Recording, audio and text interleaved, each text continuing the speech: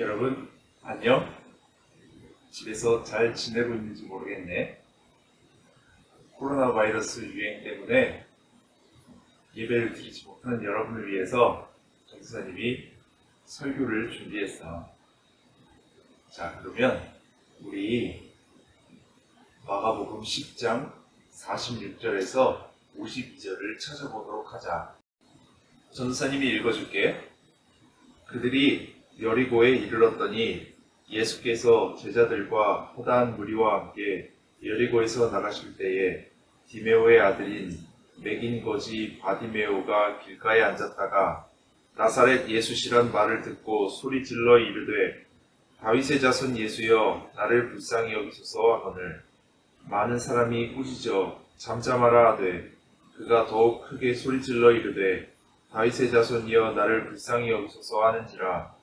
예수께서 머물러 서서 그를 부르라 하시니 그들이 그 맹인을 부르며 이르되 안심하고 일어나라 그가 너를 부르신다 하매 맹인이 겉옷을 내버리고 뛰어 일어나 예수께 나아오거늘 예수께서 말씀하여 이르시되 내게 무엇을 하여 주기를 원하느냐.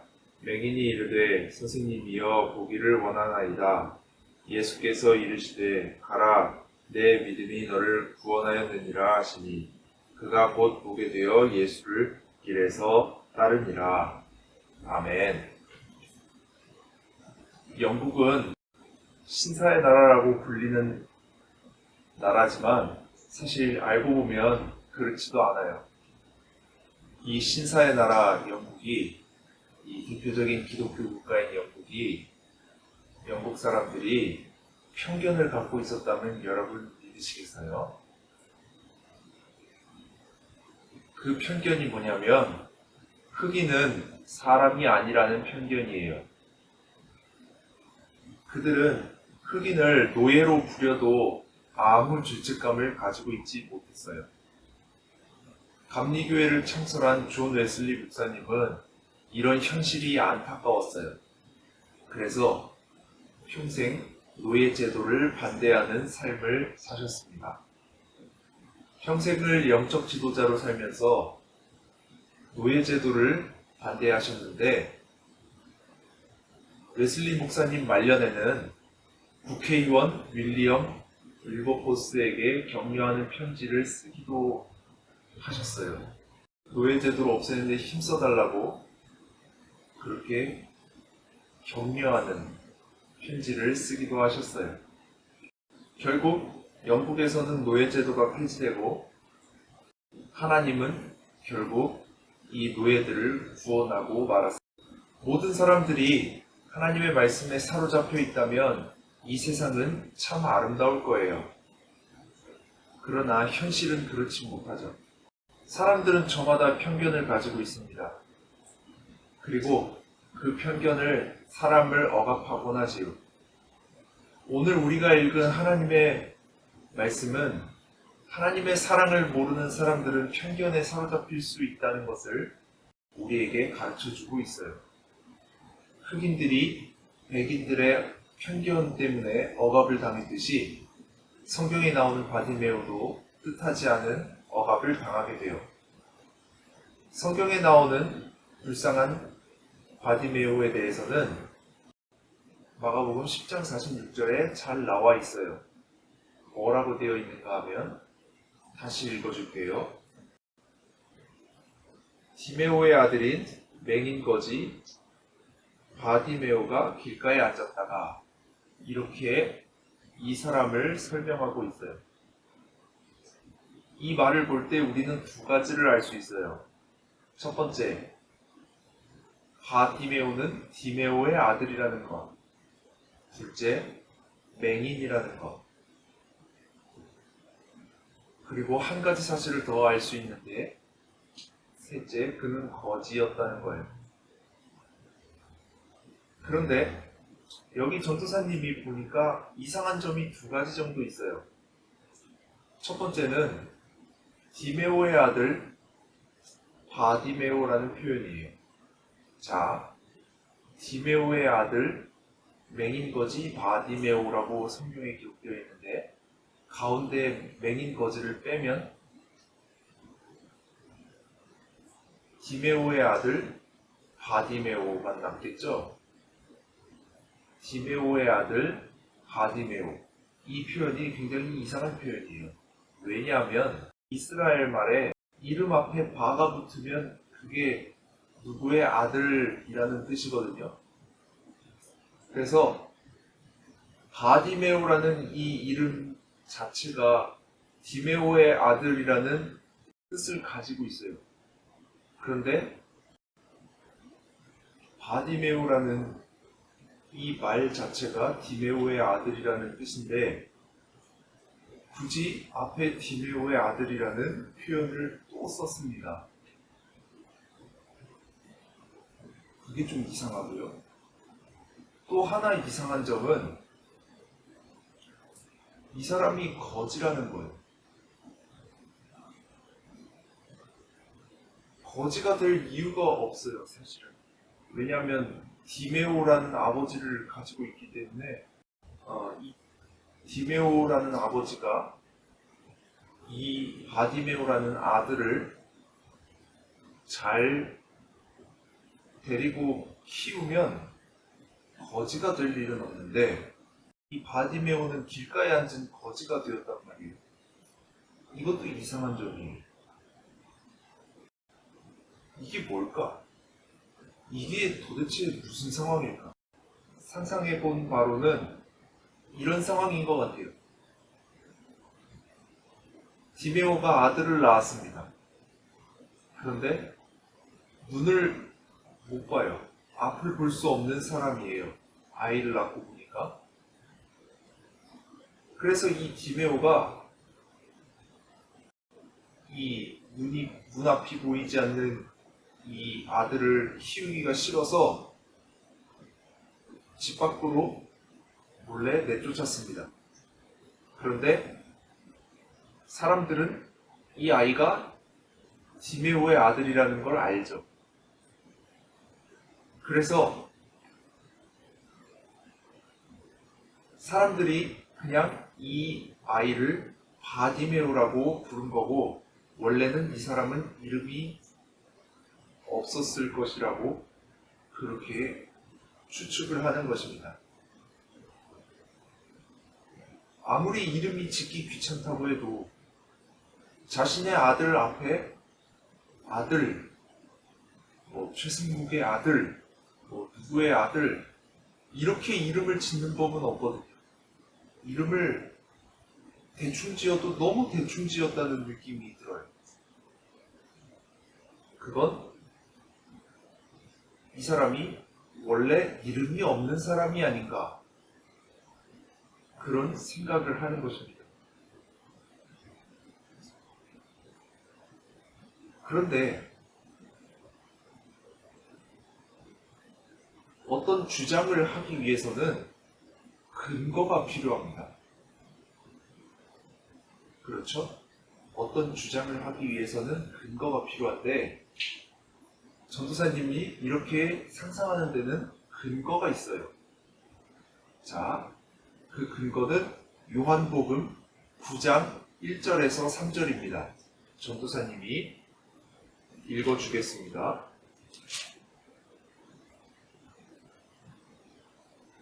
예수께서 길을 가실 때에 날 때부터 맹인된 사람을 보신지라. 제자들이 물어 이르되 랍비여 이 사람이 맹인으로 난 것이 누구의 죄로 인함이니까 자기니까 그의 부모니까. 예수께서 대답하시되 이 사람이나 그 부모의 죄로 인한 것이 아니라 그에게서 하나님이 하시는 일을 나타내고자 하심이라. 아멘. 이 성경 말씀으로 보아 이스라엘 사람들이 어떤 편견을 가지고 있었는지 알 수 있습니다. 이스라엘 사람들은 장애라는 것을 누구의 죄 때문에 생긴 결과라고 그렇게 생각했습니다.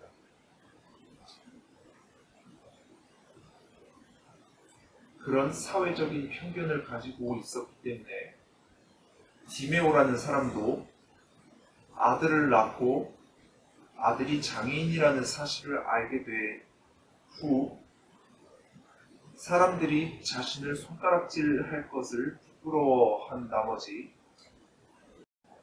자신의 아들을 매정하게 버린 것입니다. 아마도 성경이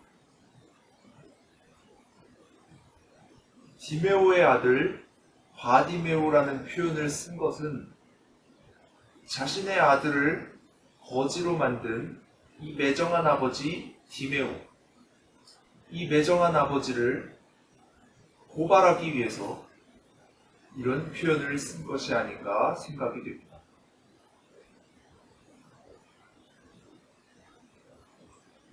이렇게 사람들은 자신의 아들을 버리는 매정한 짓도 하지만 예수님은 달랐습니다. 예수님은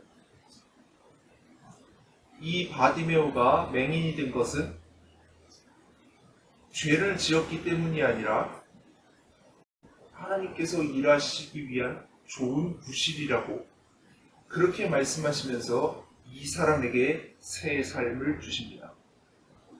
그러니까 이 맹인을 대하는 사람들의 태도가 180도 다른 것이죠. 이 바디메오를 낳은 친아버지는 이 바디메오를 버렸지만 예수님은 이 바디메오를 구원해서 하나님의 자녀로 만들 정반대의 태도를 가지고 이 사람을 대했던 것입니다. 자, 이제 아시겠습니까? 하나님의 사랑이 없는 곳에는 편견이 생깁니다. 사람들은 하나님의 사랑이 없었기 때문에 편견을 가지고 이 사람을 대했지만 예수님은 같은 사람을 보아도 먼저 하나님의 사랑으로 이 사람을 어떻게 대할 수 있을까를 생각하셨습니다. 사람들은 사회 관습에 따라서 이 사람을 어떻게 대할까, 어떻게 행동할까 이런 것을 궁리한다면 예수님은 하나님의 사랑에 근거해서 이 사람을 어떻게 대할까, 내가 평소에 어떻게 행동할까 이렇게 판단을 내린 것입니다.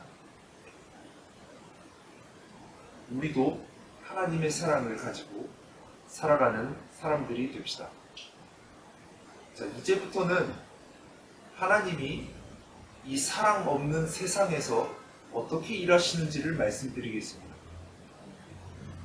하나님은 우리의 연약함을 통해서 일하십니다. 이것이 하나님께서 자신의 사랑을 나타내시는 방식입니다. 하나님의 은혜로 말미암아 바디메오의 삶은 변화되었고 절망에서 희망으로 역전되는 일이 벌어집니다. 그는 이 어려움을 어떻게 극복했을까요? 불쌍한 처지의 바디메오, 그가 할 수 있는 일이라고는 더러운 옷을 입고 길가에 앉아서 사람들에게 구걸을 하는 것뿐이었습니다. 사람들은 그의 어려움과 고통에 귀를 기울이지 않았어요. 맹인을 보고도 타고난 팔자이니 생각하고 그냥 그렇게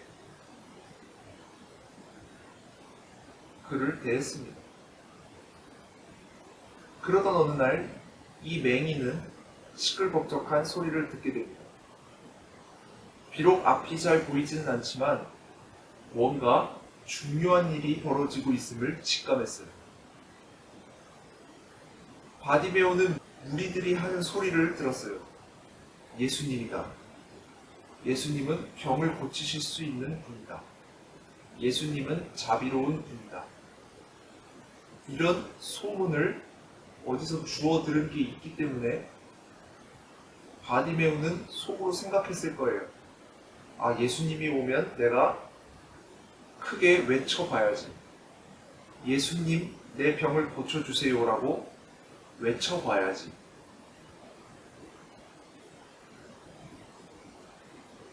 아니나 다를까 예수님께서 바디메오가 있는 곳으로 오셨어요. 바디메오는 이때다 싶어서 예수님, 나를 불쌍히 여겨주세요. 예수님, 나를 고쳐주세요라고 크게 소리치기 시작했어요. 사람들은 말했어요. 시끄럽다. 조용히 해라. 그러나 바디메오는 아랑곳하지 않고 계속 외쳤어요. 예수님, 나를 불쌍히 여겨주세요. 예수님은 발길을 멈추셨어요. 그리고 바디메오를 자기에게 데려오라고 명령하셨어요. 너에게 무엇을 하여 주기를 원하느냐? 예수님이 물어보셨을 때 바디메오는 주여 보기를 원합니다 라고 대답했어요. 예수님은 맹인의 눈을 고쳐주셨어요. 그리고는 말씀하셨어요.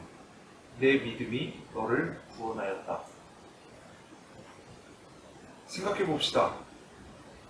만약 바디메오가 예수님께 부르짖는 것을 중단했다면, 부르짖는 것을 포기하고 나는 이렇게 살 수밖에 없는 인생이야 라고 좌절했다면 그는 어떻게 되었을까요? 사람들이 조용히 하라고 시끄럽다고 하는 말을 듣고 시무룩해서 멈추었다면 그는 영영 고침을 받지 못했을 거예요. 그러나 그는 포기하지 않고 예수님을 부릅니다. 우리는 다 눈먼 사람들이에요. 우리의 눈으로 이 세상의 것은 볼 수 있지만 영적인 것은 볼 수 없어요. 우리는 다 하나님의 자녀지만 하나님의 자녀라는 사실을 마음에 품고 자신감을 가지고 살아가는 사람은 몇 되지 않아요. 우리가 자신감이 없는 이유는 하나님이 하시는 일을 보지 못하기 때문이에요. 그래서 우리는 다 눈먼 사람들이에요. 영적인 것을 보기 위해서는 부르짖어야만 해요.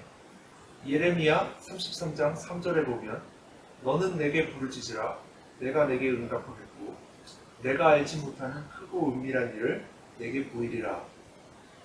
이렇게 말씀하고 계세요. 하나님께 부르짖는 것은 믿음을 가진 사람이 하는 행동이에요.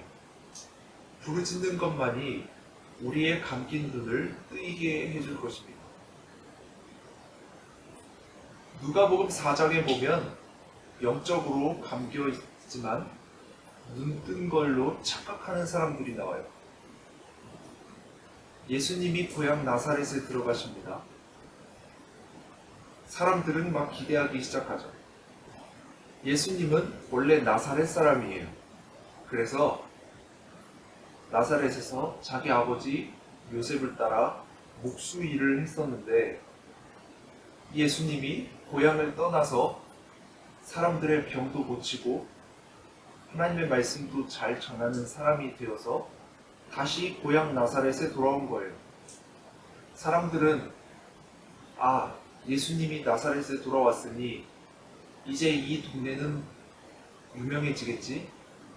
그리고 사람들이 이 땅에 많이 찾아오면 우리 동네는 유명해질 거고 사람들이 많이 오면 우리도 돈을 많이 벌 수 있겠지?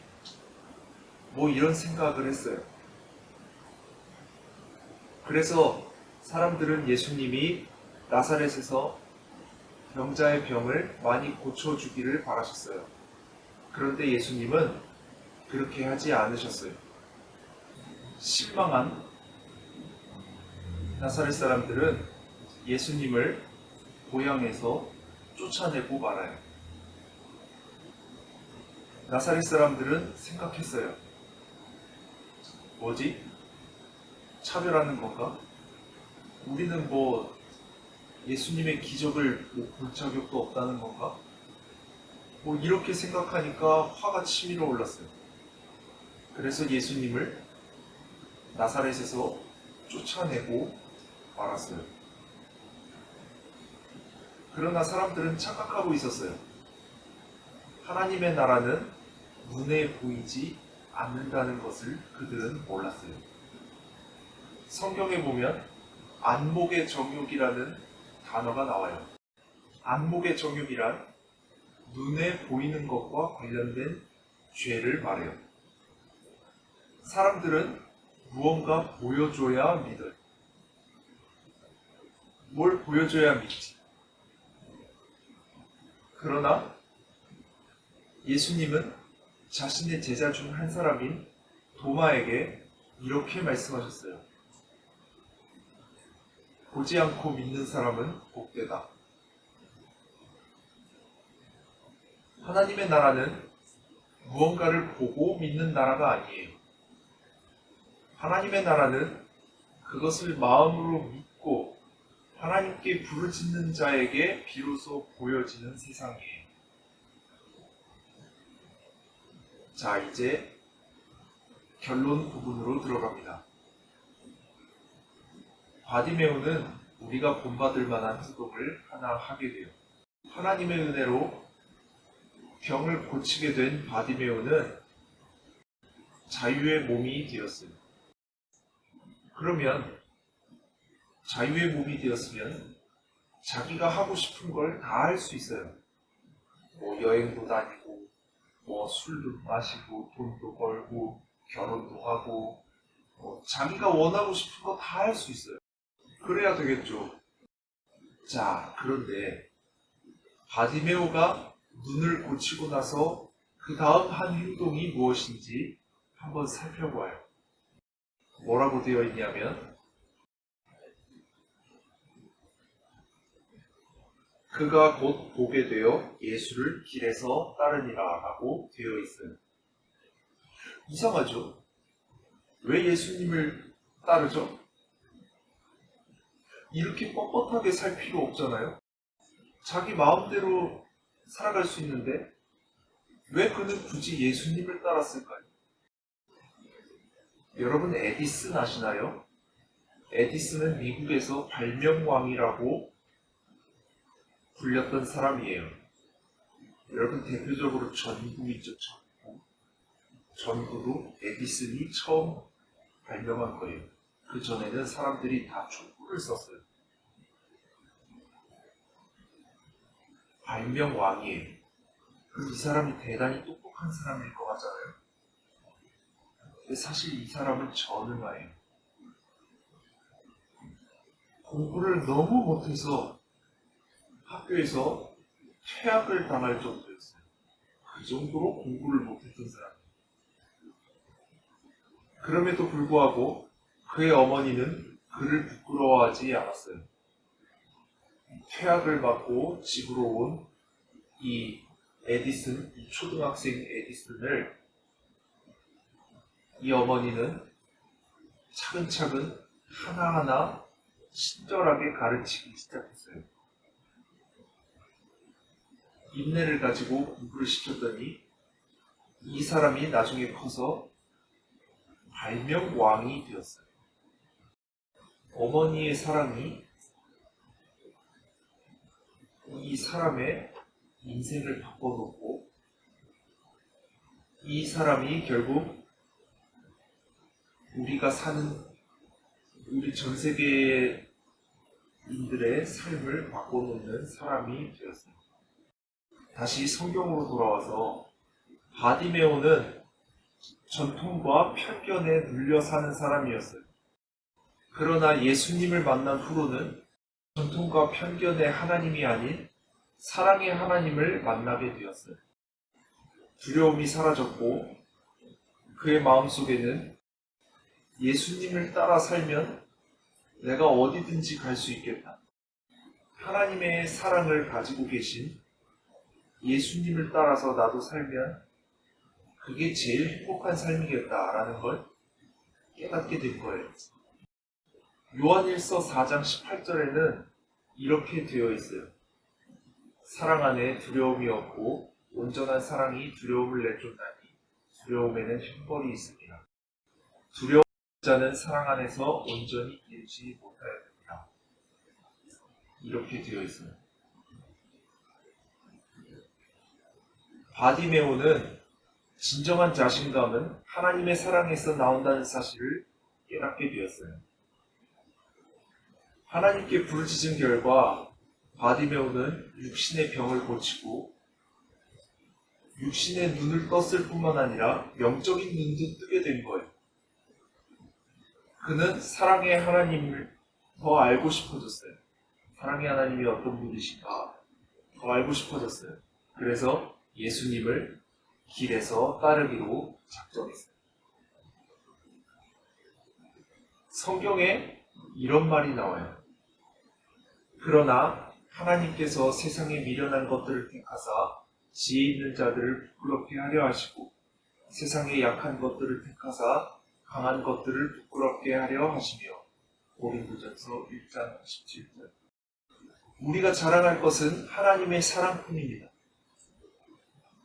우리가 나 자신과 다른 사람을 위해 부르짖는다면 이 세상은 아름답게 변할 것입니다. 바디메오는 자신을 무시하지 않으시고 친히 고쳐주신 예수님, 그 예수님을 통해서 하나님의 사랑을 보게 되었고, 하나님의 사랑에 감격한 바디메오는 평생 하나님을 위해 헌신하기로 작정합니다. 이것이 바로 천국의 삶입니다. 저와 여러분도 천국의 삶을 살기를 바랍니다. 요한일서 5장 8절에는 사랑하지 아니하는 자는 하나님을 알지 못하나니 이는 하나님은 사랑이시리라 라고 되어 있습니다. 제가 믿는 것은 사랑이 이 세상을 구원할 수 있는 유일한 방법이라는 것입니다. 하나님의 사랑을 깨닫고 거기에 헌신하는 사람들이 모일 때 세상은 변화될 것입니다. 하나님은 자유하지 못한 세상을 변화시키기를 바라고 계십니다. 하나님은 그 일을 우리가 해주기를 원하십니다.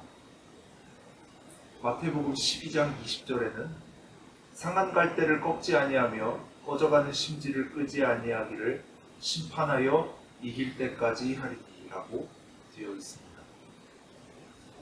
하나님은 이 세상의 불쌍한 자들을 자유하게 하시기 위해 끊임없이 일하실 것입니다.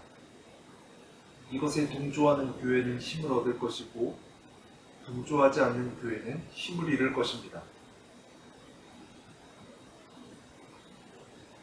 하나님의 사랑에 동참하는, 그래서 힘을 얻는 우리 교회가 되길 바랍니다.